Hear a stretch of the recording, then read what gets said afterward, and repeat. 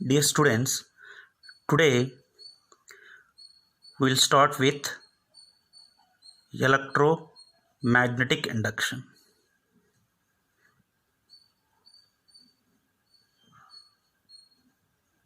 In short form, we will write it as EMI.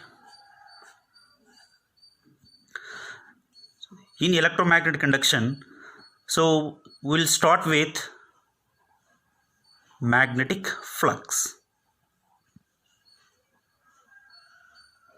So magnetic flux can be defined in magnetic field, like already we have seen in electric field and charges chapter, electric flux, where we have discussed the electric flux can be defined in electric field. So similarly we can define the magnetic flux in magnetic field.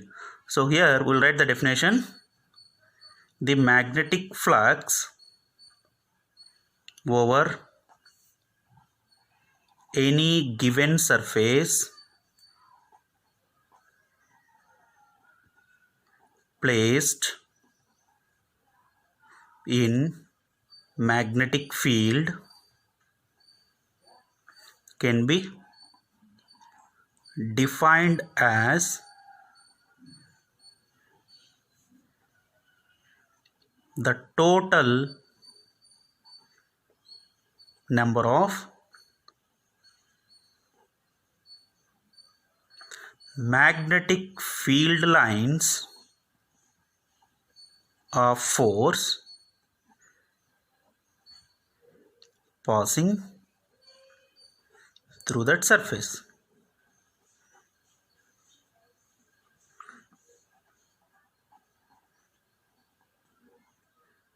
This is the definition of magnetic flux. We can define the magnetic flux in another way also. The magnetic flux over any surface is defined as the product of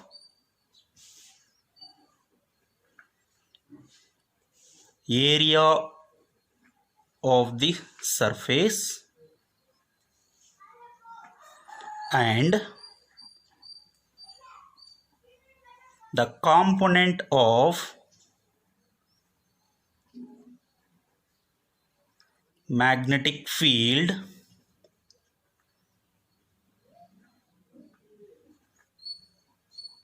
normal to that surface. So we can write either of these definitions, both are correct. So here the magnetic flux is scalar quantity. The magnetic flux is a scalar quantity, means it doesn't have direction, and the SI unit of magnetic flux is Weber. You can write in short form WB, and the CGS unit of magnetic flux is Maxwell. There is no short form for this, and there is a relation between Weber and Maxwell. 1 Weber is equal to 10 power 8 Maxwell, and the Weber we can write in terms of Tesla also. 1 Weber is equal to 1 Tesla meter square. Next we'll see how to calculate the magnetic flux in magnetic field, and we will see the dimension formula also.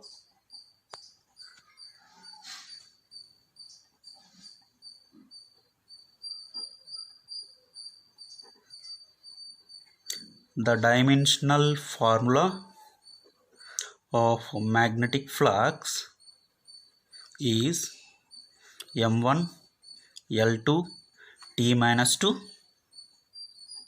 A minus 1. So we need to remember the dimensional formula also.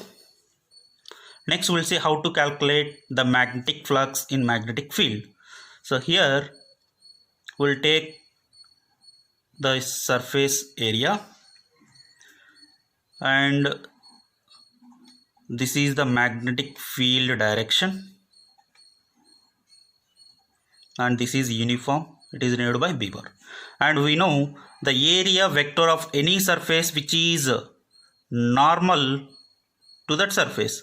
So let this is the area vector of the surface. Let we'll give the name of the surface, it is M. Now the magnetic field and area vector both are in same direction. In this case, the magnetic flux, how to calculate the magnetic flux? It is denoted by the symbol, it is a phi. And in this case we will write, to calculate the magnetic flux, phi is equal to the product of magnetic field and area. So we need to remember this point. This expression will be used when area vector, it is a parallel to the magnetic field. Suppose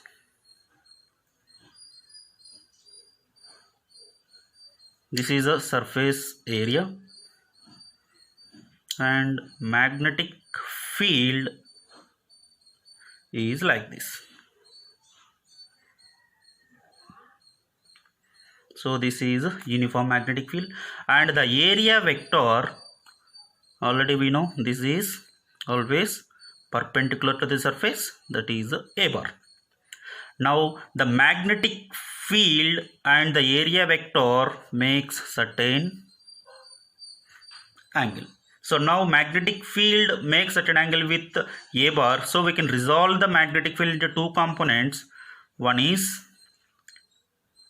B sin theta and one is along this B cos theta. In this case, we'll write, so according to this definition, what it says, the product of area of the surface and the component of magnetic field normal to that surface. So here the magnetic flux is equal to the product of area and the component of magnetic field which is normal to the surface. So A into B cos theta. So this one we can write phi is equal to BA cos theta, or here cos theta is there, so we can write this one in terms of a dot product, B bar dot A bar. So this is the general expression for to calculate the magnetic flux in a magnetic field. So here A bar is the area vector and B bar is the magnetic field vector. So here we'll see some special cases of magnetic flux. We'll see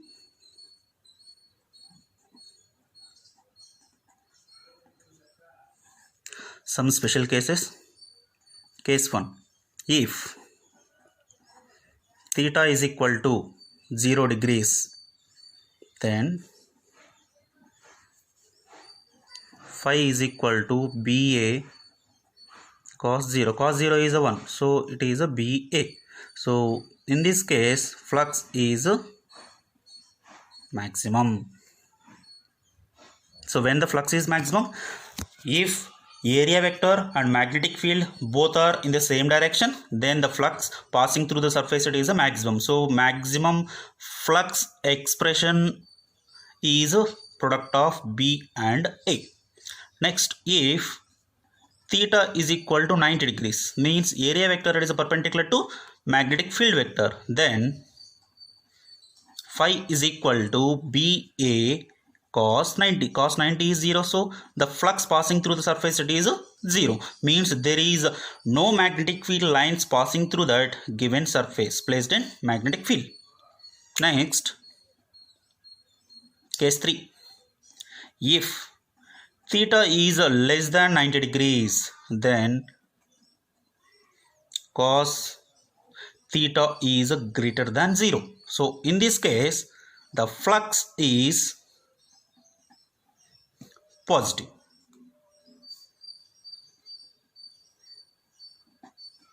Next case 4, if theta is greater than 90 degrees, then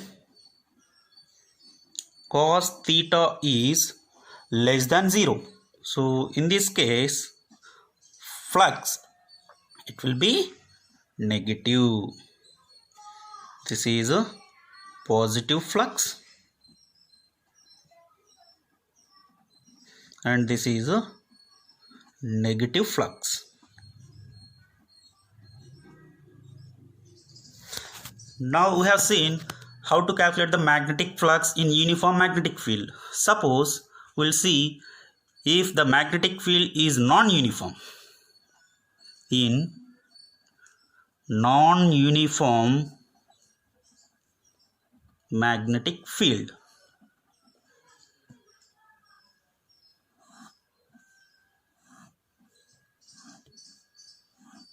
so this is a magnetic field, non-uniform. Non-uniform magnetic field means at different points of the magnetic field, the strength of the magnetic field, it will be different. So that's why these are all not uniform magnetic field lines. So here we have taken a surface area and this is a non-uniform. So here in this case, how to calculate, we have to consider the small elemental area. Let this elemental area is dA and the area vector for this elemental area, which is normal to this, dA bar, and the magnetic field, it is along tangent direction, this is a B bar. So the angle between the elemental area vector and magnetic field is a theta. So in this case, how to calculate the magnetic flux? So here let d phi is the magnetic flux through the area dA. Then d phi is equal to, we'll write b dA cos theta, or we can write b bar dot dA bar. This is the magnetic flux passing through elemental area. So now how to calculate the total magnetic flux passing through this whole area placed in non-uniform magnetic field? Then we have to apply integration. So here total flux is equal to integration d phi. Then in this case we'll write integration of b bar dot